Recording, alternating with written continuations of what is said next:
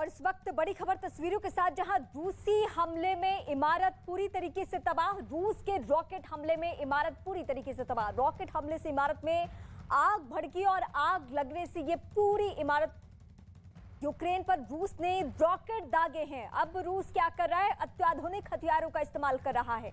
और ये देखिए, प्रेशर बनाने के लिए, ज़ेलेंस्की को झुकाने के लिए, यूक्रेनी सेना को घुटने पे लाने के लिए ये किस तरीके से रूसी सेना का कदम है, जहां रॉकेट हमले से इमारत में आग भड़क गई। और ये ताज़ा तस्वीर है, आप देखिए, पूरे के पूरे इलाके में सिर्फ एक इमारत को नुकसान नहीं पहुंचा, बल्कि आसपास और जितने मकान थे वो भी ध्वस्त हो चुके हैं। ये तबाही की तस्वीर एक बार फिर से यूक्रेन के इलाके से, यूक्रेन के अलग अलग हिस्से से हम आपको दिखा रहे हैं, जहां यूक्रेन पर रूस ने रॉकेट दागे हैं। लड़ाकू विमान लगातार यहाँ पे उनका मूवमेंट जारी है और यहाँ रॉकेट दागने की तस्वीर है। और उसके बाद एक इमारत में आग, और आप देखिए फायर फाइटर्स जो हैं वो कैसे आग बुझाने की कोशिशों में लगे हुए हैं, या फिर कोई मलबे में अगर दबा हुआ हो उसको निकालने की कोशिश में युद्ध स्तर पे ये भी कदम उठाए जा रहे हैं। लेकिन यहाँ पे भारी तबाही, बहुत बड़ा नुकसान है, ऐसा नुकसान जिसकी कोई भरपाई नहीं है।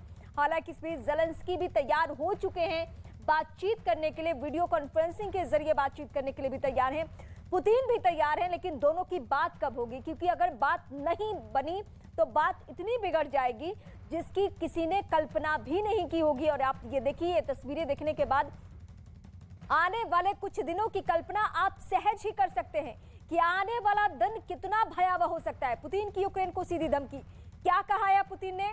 पुतिन ने अपनी मांगे मानने की धमकी दी है। यूक्रेन हथियार डाले तभी सीज फायर, इकलौता शर्त। सीज फायर तभी जब यूक्रेन हथियार डाले। बस क्लियर मैसेज है पुतिन की तरफ से यूक्रेन को, और मैसेज ही नहीं बल्कि ये चेतावनी है, ये धमकी है। और ये धमकी इस तरीके से कि सीज फायर तभी होगा जब आप यहाँ पे घुटने टेकेंगे, आप हथियार डालेंगे, आप शर्तों को मानेंगे। वो शर्तें जो कि पश्चिमी देशों से आपको दूरी बनाने के लिए कहता है, वो शर्तें जिसमें यह कहा जाता है कि आपको नेटो का हिस्सा नहीं होना है, वो शर्तें जिसमें यह कहा जाता है कि आप अपने मुल्क में परमाणु हथियार ना बना सकते हैं, ना रख सकते हैं, वो ये तमाम जो शर्तें हैं, उसके जरिए आप समझ सकते हैं कि क्या परेशानी और क्या चुनौती ज़ेलेंस्की के सामने भी है। क्योंकि ये युद्ध अब नाक की लड़ाई, अब साख की लड़ाई हो चुकी है।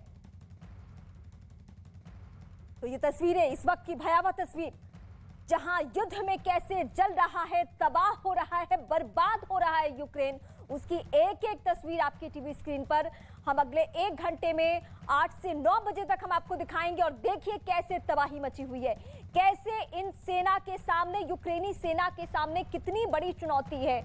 और एक एक करके हम बड़ी तस्वीर और बड़ी बातें अपने दर्शकों को बता रहे हैं। लेकिन इस बीच रूस और यूक्रेन के बीच युद्ध का आज 11वां दिन है। आज भी यूक्रेन के कई शहरों पर रूस का कहर बरपा, लेकिन यूक्रेन का दावा अब भी बरकरार है कि वो झुकेगा नहीं।